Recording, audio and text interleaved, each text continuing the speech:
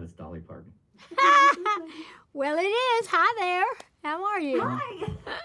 Hi. I swore that I was going to keep it all cool, and then as soon as you came on the screen, now I'm freaking out. Has anybody ever passed out when they met you? Uh, Not that I know of. Nobody's just broken down in tears or just gotten on their knees or just like really just passed out right in front of you? Well, I think you're just really giving me a whole lot of stuff I don't deserve, but thank you for that. I didn't know I was all that. Hey, Dolly, let me introduce myself. I'm Bert Weiss, and this is Kristin Klingshern, and we are just so honored to be talking to you today. Well, I'm honored to be with you. You know me, I'm out selling something, so I've got a rock album and a book for this time, but I'm proud of both of them, so let's talk about them. All right, yeah. Absolutely. We're going to get to all that. First of all, I want to hit you with the hardest hitting question first, and then we'll work our way to the easy stuff. Okay. Have you ridden all the rides at Dollywood? No. I don't usually ride the rides because I have a tendency to be motion sickness. Plus, I wear wigs, and I'm afraid something will fly out of here. And so I think, I'm gonna just let other people do that. I just build them, and I just let the other people ride them. Have you ridden one ride at Yeah, Dollywood? I have. Okay. When we first started, oh yeah. I've ridden some of the safer ones, and especially the river rides. Those are good, but I'm not big on roller coasters and that sort of thing. I mean, okay, that's all. Well, As far as it's going to get. I should ask you, have you ridden any of the rides at Dollywood? So I went with my fiance and my daughter, and I decided to let them have the fun because somebody had to watch the purses and all the merchandise, so I volunteered for that. Yeah, well, I have excuses like that too. I gotta know. Those are just different, right? But I am proud of all the rides at Dollywood. I'm proud of Dollywood, and I'm glad you go now and then. It's a great place. Thank you. Yeah, Miss Dolly, we are so beyond excited to speak to you today. And I, a while back, listened to the podcast Dolly Parton's America and absolutely loved it. I thought you were so open and so vulnerable. And one of the things I took away from it is your diverse audience. And I would love to know the secret sauce to how you appeal to the masses, because it really does seem like everybody loves Dolly, and for just reason. Well, I just love people, and I guess if you love somebody, they feel it and they love you back. And I don't think I should be crucified or held accountable in some bad way for the fact that I love everybody, because I always think we're all pieces of God, and I just always look for that piece in everybody, and I try to play to that, and I try not to condemn, anything. I just accept. I just care about things and people, and I just try to put as much good stuff out as I can. I love that. Thank you. Clearly words like iconic are going to be used on you, legend are going to be used on you. Is there any time at all that Dolly Parton now feels like she has any kind of imposter syndrome at all? And if not now, did you ever have it while you were coming up? Did I what? Could you ask that again? Yeah, sure. Like, have you ever suffered from imposter syndrome? Like, I can't believe this is me. I don't deserve all of this. I get what you said. Yeah, I just didn't understand the first part you said. Well, no, I believe it's me because I know it's me. But I'm always really grateful, though. I'm grateful that all the dreams that I had, which I hoped would come true. So I was kind of braced for it in case it got bigger. So the bigger it got, the more I braced myself. Well, here it comes. But I've always been. I think one of the reasons success, never went to my head. It mostly went to my heart, because I was always so grateful. This is what I wanted to do, and I've never tried to compete with other people. I just try to compete with myself. I just try to be my best self and outdo my own self from one project to another. So I just look back. I used to wonder how I would be remembered when I was older if I was successful in the business. And now it's great to be able to sit here and then have people like you and Kristin say sweet things. So I must have done something right, but I always thank the people that has helped me along the way. I've had a good team. But, yeah, I'm okay with myself. I can handle it.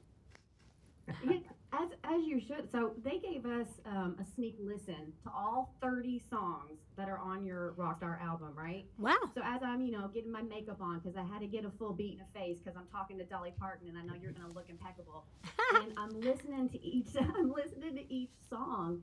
And I mean, you are covering you are an icon covering iconic rock songs. Were any of those songs, like for instance, when I heard you do Prince Purple Rain, which is a stunning rendition, by the way, were you even intimidated to cover some of these songs? No, I really was looking forward to it. I was just hoping I could do them really good. I just hoped that I could sing them, and I'd never done those kind of songs other than to sing around the house or to sing them to myself, like most people who don't sing Purple Rain, Purple Rain. But I thought, well, it's different when you go in to record it.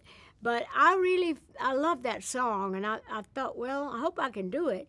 And Kent Wells, who produced the album, he said, oh, you can do it. And, he's really a rock and roll fan and freak, and so he also knew, if I said, well, I want to sing this really good, so don't let me stray too far off and just become too much Dolly, back to my country roots and phrase it this or that. So I felt it so much, I just kind of felt like I felt Prince's spirit in the studio with me, and I just kind of played off of that and tried to remember how he was singing it and how he would be if he heard me singing it, if he would like how I was doing it, that kind of thing.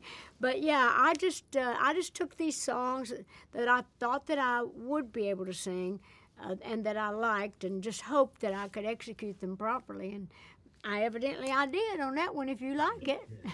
I'm here to tell you right now that was, all of them are fantastic, but that one gave me the goosebumps. Like that was really impressive. Yeah, I'm really proud of that one too. I have to honestly say, as a song, I think that's my favorite cut on the whole album, as far as like the getting into it. And I didn't have a guest artist on that outside of Prince, but we had some great musicians, of course. But that one's a good one. I'm glad you like that.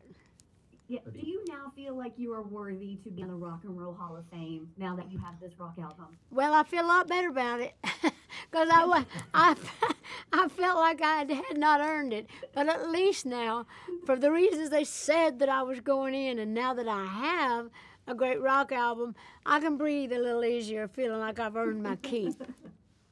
My heart is just so full talking to you. So the album comes out on November 17th.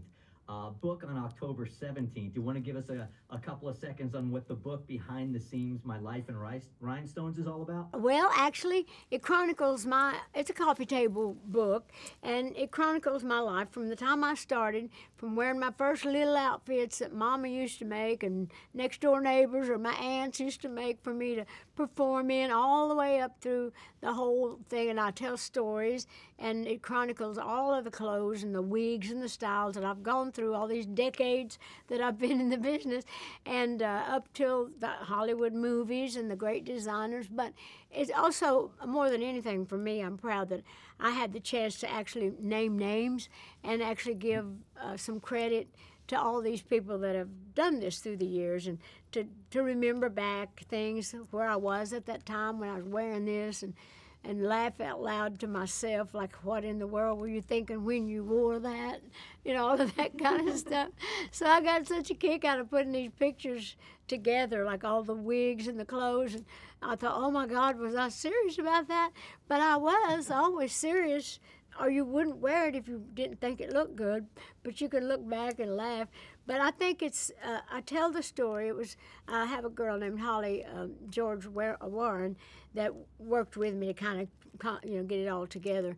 And then my niece, Rebecca Seaver, is the curator of the book. And so they helped put it all together and get the pictures with the stuff. And my friend Judy Ogle had saved all this stuff through the years, so it worked out well. I think I can speak for Kristin here too. I feel so fortunate and humbled to be able to talk to you today. Thank you so much for your time. Look, you got big old fans here for sure. So well, good deal. Thank you so much for your time. Well, I'm glad you're liking the album. I hope it does good. And if not, I'm going to always enjoy it, having all those great artists. I never listen to my music. Usually, I never listen back to my albums after I'm finished. But this one I will listen to now and then, just to hear some of these great, great artists that we have on it. No Yeah, doubt. thank you for your music, and just thank you for your kindness, and thank you for your altruism, and just being you, Dolly. Well, that's all I know how to be. I'll be here. Right. You have a be you, fantastic and I'll be me. Okay. There you go. Okay. Let me remind everybody again, the album Rockstar comes out on November 17th, and the book Behind the Scenes, My Life in Rhinestones, October 17th. Dolly Parton, thank you so much for your time. Thank you.